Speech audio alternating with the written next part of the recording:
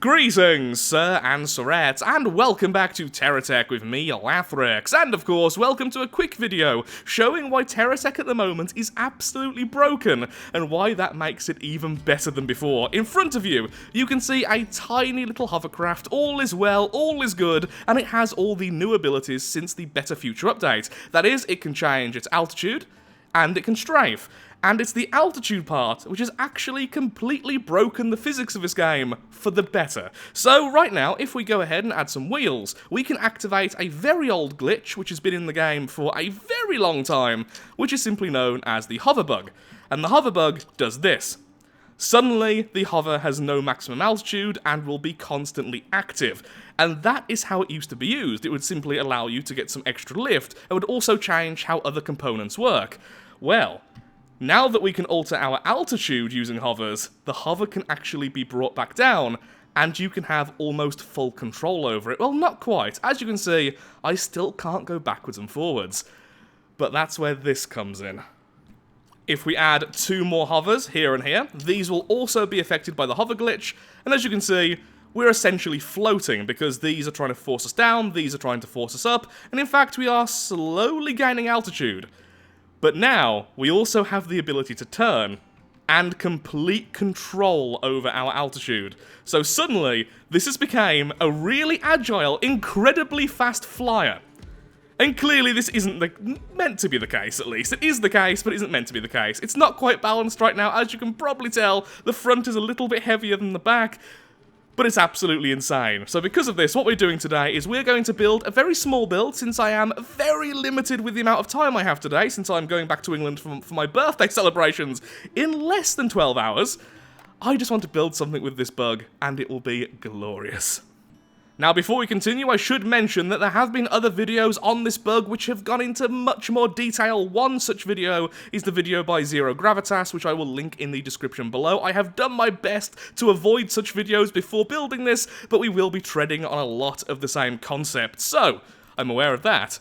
But let's build something ourselves. And of course, one of the most recent builds I checked out in one of my videos is this, which was by Zero Gravitas. We have the Borg Cube, which uses this exact bug to get around. And it's why it's so agile, even though it has no thrusters and no ion drives. Now, one thing I want to check is, can we still have this act like a normal hover if I have some of the hover plates without the hover bug? So if we do that and that, and we go low enough, yep, I am once again tethered to the ground. It may not look it, because we're trying to go down because of the weight distribution, but we are definitely tethered to the ground at the moment, and yet going at ridiculous speeds. Oh, this is going to be a fun build. And then suddenly it's an aircraft. Nope, it's even more imbalanced than it was before. We need more gyros. So this is a little bit insane. This craft can go from 0 to 180 in maybe 1 second. It also has the ability to go backwards, right, left, all at around about the same speed. This is mad, and this is just the core of the craft. Of course, as we add some more weight and weapons and such, it will get heavier. But this is the engine.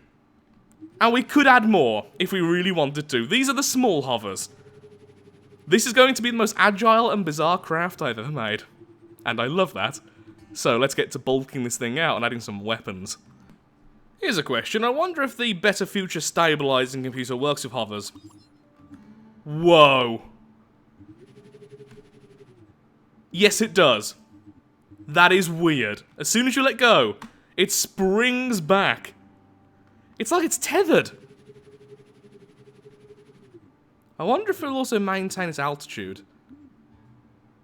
No, it seems to slowly still move. I guess it would need some kind of regular propulsion for that. But that's asking quite a lot of what is a craft essentially just made of hovers and wheels.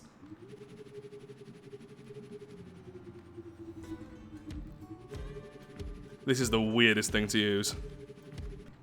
Probably shouldn't use Hawkeye batteries since they're so heavy, but they look awesome here, so we're going to do this down each of the grooves here and here as well, so it's all nice and symmetrical, all nice and balanced, more importantly.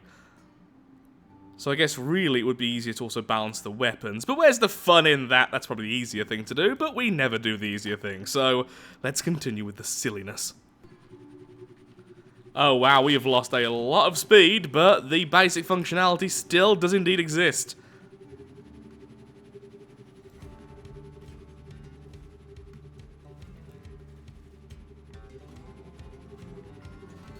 It's still incredibly agile and ridiculously easy to use, even in its still unbalanced state. And now it's heavily shielded and has a decent battery storage. Lovely. Once again, with the stabilizer, and let go. Nice and stable, and we're only slowly losing altitude. We could very easily add an anti-grav system, and then this thing would also be able to stay completely still. But I think that's kind of boring considering we're just abusing this bug. We may as well use the bug to its fullest extent and try and avoid everything else. This looks so weird right now, and it's gonna get weirder. Here's a question. Let's just go down here. I wonder if hovers can be used using this bug if they're placed vertically. I don't know if that's the case. Now I've said it, I don't think that's true, but you know what? Let's find out if it is. And if it is, cool. Okay. There we are. We have 2 hovers. Currently not doing anything, of course. But what happens if suddenly there's a wheel between them? Oh, yep, they definitely work. Wow, they work. In fact, way too strong for this poor thing. Let's balance them out and see how fast we can go with this. And it can even help turning. Could probably make a decent rolling mechanism using this as well. Well, definitely still works. Interesting. It doesn't seem like the larger ones work in the same way. When trying to move forwards, you'd expect these to be way more powerful and throw it downwards, but no, not at all. In fact, they seem to try and make this thing fly. Okay, that warrants further investigation. Maybe I've just done something wrong there, but for now, since we are very limited with the amount of time I currently have, let's just focus on getting this completely functional, because it's just amazing. Okay, so we have all of these here. We have this front section being built. Then, what we're going to do is just add a couple of regular hovers at the bottom without the bug. If I were to use these the correct way, there we are. So now, I'm hovering. Lovely. Oop. And now I'm destroying trees. It's just in my nature.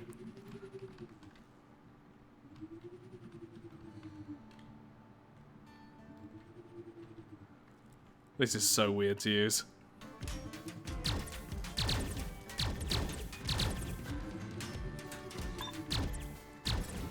With how easy it is to get this thing into position, we could even use it as a short-range craft. Of course, the best thing to do would be just use missiles or something, but where's the fun in that?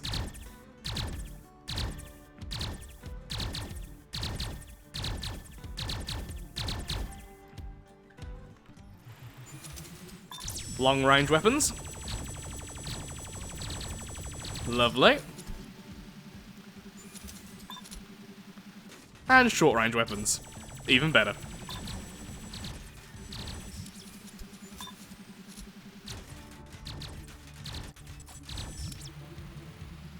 And then we simply fly off nice and easily.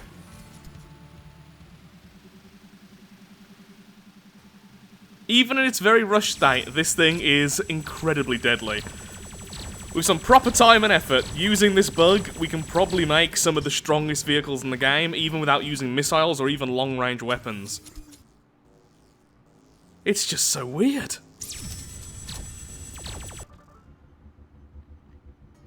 I've just had many failed attempts using the stabilizer wheel, and I went all the way to around here. So this time I've gone a bit crazy and I've used the hub wheel. Originally I tried to use the garrison wheel, but it's a bit too large for this.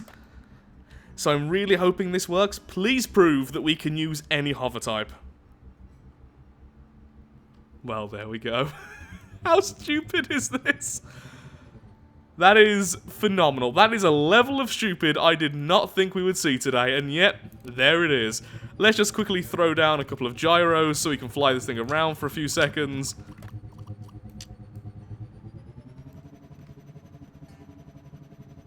There we go. We've got a transport tech, which kind of looks like a really creepy face with those 2 gyros on the top.